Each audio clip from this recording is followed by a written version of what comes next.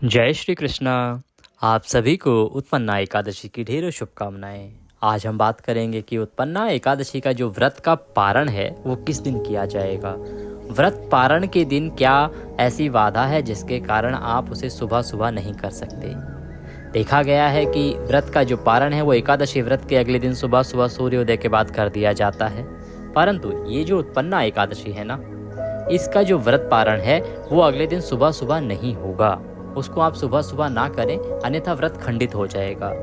क्योंकि पारण के निर्धारण के 3 मूल सिद्धांत है। देखिए, नियम तो बहुत होते हैं, लेकिन 3 मूल सिद्धांत वो हैं जिनका आपको अवश्य पालन करना ही पड़ता है पारण के लिए, और उनका उल्लंघन हो रहा है सुबह सुबह। इसीलिए यदि सुबह सुबह पारण किया गया तो व्रत हो जाएगा खंडित। संपूर्ण जानकारी आपको इस वीडियो में देंगे। बाकी और जो नियम है वो भी बताएंगे, पारण कैसे करना है वह बताएंगे, पारण की विधि क्या होनी चाहिए और भोग क्या लगाएंगे भगवान को, साथ ही आपको मंत्र क्या बोलना है। ये सारी जानकारी आपको आज इस वीडियो के माध्यम से प्रदान की जाएगी। नमस्कार, आप देख रहे हैं देवभूमि ज्योतिष संस्थान का यूट्यूब चैनल देवभूमि धार्मिक। जानकारी आगे बढ़ाएं उससे पहले आपसे निवेदन है कि इच्छा पूर्ति के लिए कृपया कमेंट बॉक्स में अवश्य लिखें जय श्री कृष्णा या ओम नमः भगवते वासुदेवाय।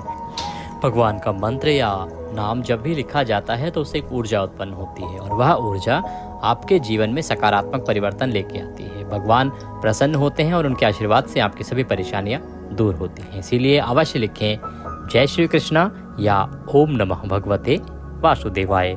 आइए बात करते हैं व्रत पारण की। एकादशी, जो कि उत्पन्ना एकादशी मार्गशीर्ष मास के कृष्ण पक्ष की एकादशी होती है, और इस वर्ष इसका आपने व्रत किया होगा 26 नवंबर को।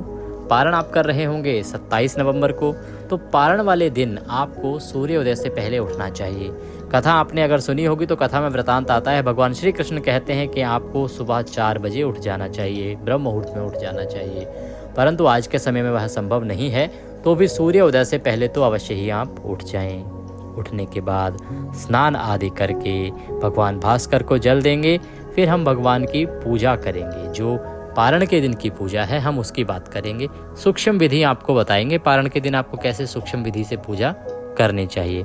अगर आप हमारे चैनल पर पहले से जुड़े हुए हैं तो इसमें से बहुत सारी जानकारी आपको पहले से ज्ञात भी होगी। जो नई जानकारी होगी उसके लिए आप कृपया जुड़े रहें, क्योंकि प्रत्येक एकादशी में कुछ ना कुछ चीज़ें अलग होती हैं। तो एकादशी की पूजा करने के लिए सबसे पहले आपके पास होना चाहिए भगवान श्री हरि का कोई चित्र, तस्वीर या उनकी कोई प्रतिमा। वह आपके मंदिर या पूजा स्थल में पहले से है तो उत्तम है, अगर नहीं है तो आप उसे स्थापित करेंगे। स्थापित कैसे करना है, एक चौकी लीजिए, या फिर आपके मंदिर में जगह है तो वहाँ पे उसको रखेंगे। जो स्थान है, चौकी आपने ली है तो उस पर पहले गंगाजल युक्त जल से एक लोटे में जल लीजिए, उसमें थोड़ा गंगाजल मिलाइए, उससे वहाँ पे छींटे दीजिए। इससे स्थान का पवित्रीकरण होता है। भगवान को स्थापित करने का, तस्वीर को रखने का यही एक तरीका है। पहले स्थान का पवित्रीकरण, फिर भगवान को दीजिए आसन। आसन कैसे देते हैं, भगवान को आसन के रूप में पुष्प अर्पित कीजिए। आपके पास फूल होंगे तो फूल वहाँ पे बिखरा दीजिए, और उसके ऊपर अब आप भगवान की प्रेम से तस्वीर या मूर्ति स्थापित कर दीजिए, रख दीजिए। अब आप पंचोपचार से पूजा करेंगे। पंचोपचार जो पूजा विधि है वो शास्त्रोक्त पूजा विधि है। शास्त्रों में उसका वर्णन आता है। शास्त्र कहते हैं कि ये सर्वोत्तम और सबसे उचित पूजा विधि है। और पंचोपचार इसलिए क्योंकि षोडशोपचार की जो पूजा है उसके लिए आपको किसी ब्राह्मण की आवश्यकता होती है, वो बहुत बड़ी पूजा हो जाती है। पंचोपचार एक सामान्य पूजा विधि है, एक ऐसी पूजा विधि है जिससे कि भगवान की पूजा भी हो जाती है और एक साधारण से साधारण मनुष्य भी उसको कर सकता है। हमारे YouTube चैनल पर इस वीडियो को दिखाने का उद्देश्य सिर्फ इतना है कि जो साधारण से साधारण मनुष्य है वह भी पूजा कर सके। इसीलिए हम पूजा को कभी कठिन नहीं बनाते हैं, बहुत ही सरल तरीके से करना आपको बताते हैं। तो पूजा के लिए अब क्या चाहिए आपको, लोटे में जल और गंगाजल उसमें आपने मिला लिया है। अब एक थाली में रख लीजिए लौंग, इलायची, सुपारी और पान का पत्ता। ये हो तो उत्तम है, नहीं हो तो इसके बिना भी पूजा होती है। आपको चंदन चाहिए, मौली चाहिए, फूल थोड़े होने चाहिए, धूप होनी चाहिए, दीप, घी का दिया होना चाहिए, और कुछ मीठे में होना चाहिए। अगर कुछ मीठा है तो उत्तम है, मिठाई है तो उत्तम है, फल है तो उत्तम है, वो भी नहीं है तो आप थोड़ी सी मिश्री रख लीजिएगा। ये सामग्री रख के अब आप पूजा आरंभ करेंगे। सबसे पहले अपने हाथ धोएंगे। अपने हाथ धोने के बाद जल आचमनी करेंगे और पुनः हाथ धोएंगे। अब आप पूजा आरंभ करेंगे। पूजा आरंभ करने के लिए सबसे पहले भगवान को पद्य, अर्घ, आचमनी कराई जाती है। तो इसके लिए भगवान को 3 बार छींटे दीजिए। जो आपने तस्वीर या प्रतिमा रखी है ना, सामने स्थापित करी है, उसको 3 बार, जो गंगाजल वाला पानी है उसे 3 बार छींटे दीजिए। ओम चंदनम चंदनांते अक्षतम पांतु पुष्पाणि पांतु धूप दीप दर्शनम मुखमोजनार्थम नैवेद्यम समर्पयामि।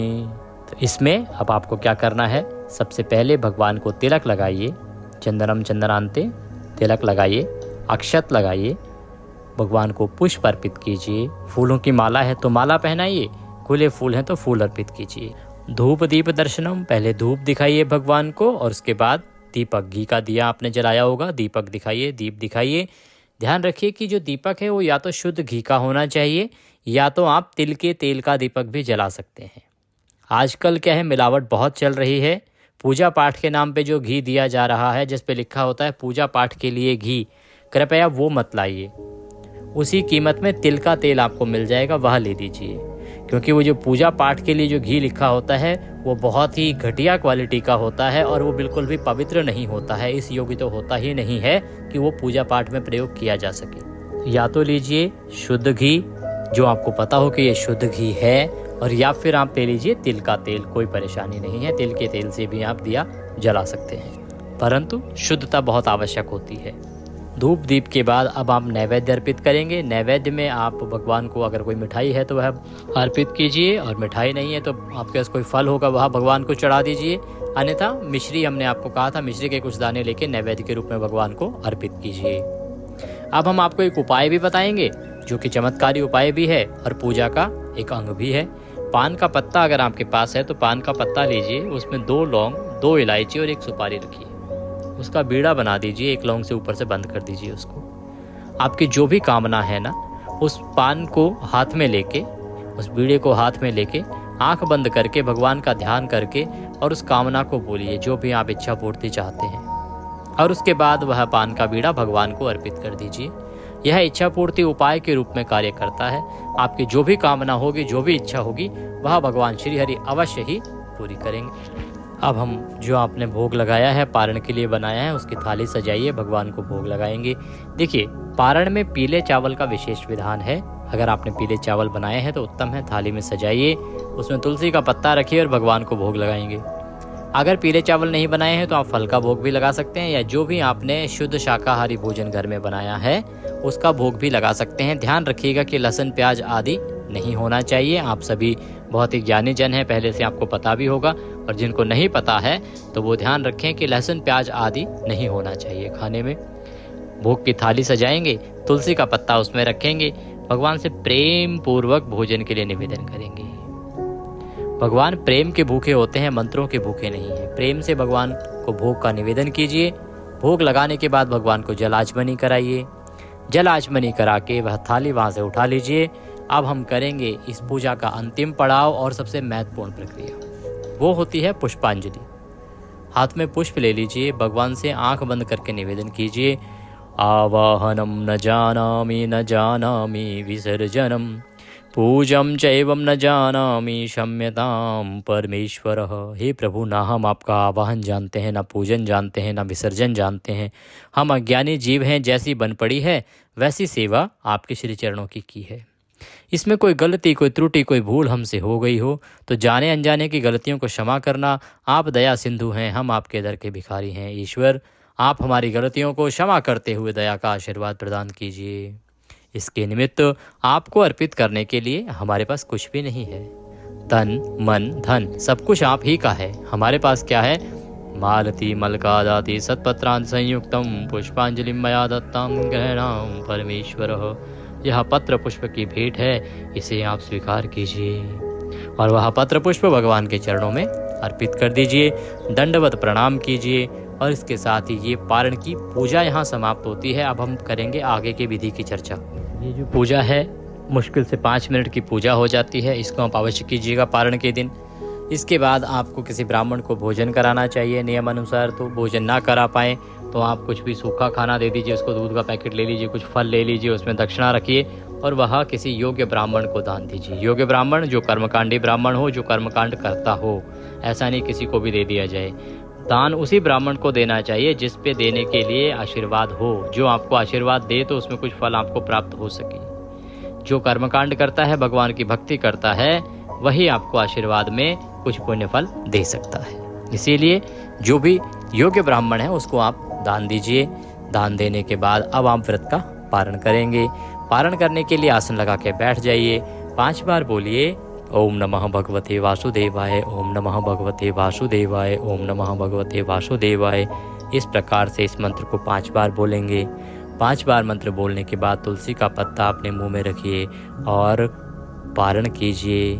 इसके बाद आपको जो भी भोजन आपके घर में बना है वह खा सकते हैं। ध्यान रखिएगा, भोजन आपको वही खाना है जिसमें लहसुन प्याज नहीं है। पारण का प्रथम आहार बिना लहसुन प्याज का होगा।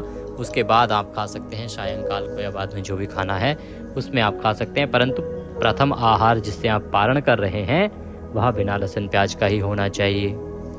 इस प्रकार से आपने पारण करना है। अब बात आती है कि पारण करना कब है, क्योंकि इस बार तो बड़ा ही संशय है कि सुबह सुबह हर बार हम करते हैं कि आज हमने व्रत किया, कल सुबह उठेंगे, स्नान आदि करने के बाद पारण कर लेंगे क्योंकि समय हो चुका होता है। परंतु इस एकादशी पे ऐसा नहीं है। देखिए, पारण के जो निर्धारण के नियम है ना, उनमें 3 प्रमुख नियम आपको हम बताते हैं। वो 3 प्रमुख नियम क्या हैं?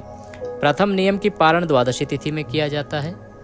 दूसरा नियम की पारण सूर्योदय के बाद किया जाता है। और तीसरा नियम ये कहता है कि पारण द्वादशी तिथि के पहले 5.5 घंटे में नहीं किया जाता है। ये 3 मूल सिद्धांत हैं, इनका हमें ध्यान रखना चाहिए। शुभ समय का ध्यान अगर ना भी रखें तो, क्योंकि पारण के लिए हर किसी के लिए संभव नहीं है कि जाके पंडित जी से पूछे, पंचांग दिखाए कि जी शुभ समय बताइए, शुभ मुहूर्त क्या है पारण के लिए। या सबके पास ये सुविधा भी नहीं है कि वो सारे यूट्यूब देखते रहें, सारे लोग यूट्यूब पर भी नहीं हैं। तो इसीलिए पारण के लिए जो मूल सिद्धांत है उनका प्रयोग आपको अवश्य करना चाहिए। बेशक आप जो शुभ मुहूर्त है उसको ना जाने, हम हर एकादशी का शुभ मुहूर्त आपको बताते हैं, लेकिन बहुत से लोग नहीं भी देख पाते हैं, तो उसमें कोई दोष नहीं है। परंतु इसमें दोष हो जाएगा यदि आपने सुबह सुबह पारण कर लिया तो, क्योंकि मूल सिद्धांत का आप उल्लंघन नहीं कर सकते। मूल सिद्धांत का उल्लंघन करने से व्रत खंडित हो जाता है। हरिवासर में यदि आपने व्रत पूर्ण कर लिया तो व्रत खंडित हो जाता है, क्योंकि हरिवासर का जो समय है वो व्रत के अंदर ही आता है। पारण होता ही हरिवासर के समय के बाद में है। अब ये अवस्था क्यों उत्पन्न हुई है? ये अवस्था उत्पन्न होने का कारण क्या है कि इस बार जो एकादशी है ना, वो देर से समाप्त हो रही है। बड़े दिन के बाद ऐसा संयोग आया है जब पूरा दिन एकादशी थी और सुबह के समय द्वादशी आ रही है और उसके बाद आपको पारण करना है। तो ऐसे में द्वादशी के जो पहले 5.5 घंटे की अवस्था वाला जो है ना हरिवासर का समय, वो सुबह सुबह पूर्ण नहीं होता। 3:45 बजे द्वादशी लगेगी और सूर्य उदय हो जाएगा 6:30 बजे। तो आपको सुबह सुबह पारण नहीं करना है, इसीलिए क्योंकि सुबह सुबह हरिवासर का समय रहेगा और हरिवासर समाप्त होने के बाद ही पारण माना जाएगा। अगर उससे पहले पारण किया आपने तो व्रत 100% खंडित ही है। तो पारण कब करना है? देखिए, आपको पारण के लिए जो शुभ मुहूर्त है ना, शुभ मुहूर्त रहेगा दोपहर को 1:20 से और 3:20 तक। ये शुभ मुहूर्त है। आप बहुत से लोग हैं इतनी देर तक भूखे नहीं रह सकते, क्योंकि सबके लिए इतना भूखा रहना संभव भी नहीं है 24 घंटे के व्रत के बाद। तो आप 10:15 के बाद पारण कर सकते हैं। और अगर शुभ मुहूर्त में करना है तो शुभ मुहूर्त 1:20 से और 3:20 के बीच में रहेगा। एक चीज़ का और ध्यान रखिएगा कि एकादशी के व्रत में ब्रह्मचर्य का पालन करना बहुत आवश्यक है, जब तक कि आप व्रत का पारण पूर्ण रूप से नहीं कर लेते। इसीलिए इस नियम का भी आप ध्यान रखिएगा। इस नियम का उल्लंघन बहुत होते हैं, हमने देखा है। लोग बहुत बार हमसे सवाल भी करते हैं इस बारे में, इसलिए हमें ज्ञात होता है कि इस प्रकार के उल्लंघन हो रहे हैं समाज में। लेकिन ब्रह्मचर्य बहुत बड़ा नियम है और एकादशी के व्रत में इसके पालन की आवश्यकता होती ही है। भगवान श्रीहरि अवश्य ही आपकी इच्छाएं पूरी करेंगे। कमेंट बॉक्स में लिखिएगा जय श्री हरि या जय श्री कृष्णा, ओम नमः भगवते वासुदेवाय। वीडियो आपको कैसा लगा अपनी राय जरूर दीजिएगा। अगर कोई सवाल हो तो आप पूछ सकते हैं। आप देख रहे थे देवभूमि ज्योतिष संस्थान का यूट्यूब चैनल देवभूमि धार्मिक। जय श्री कृष्ण।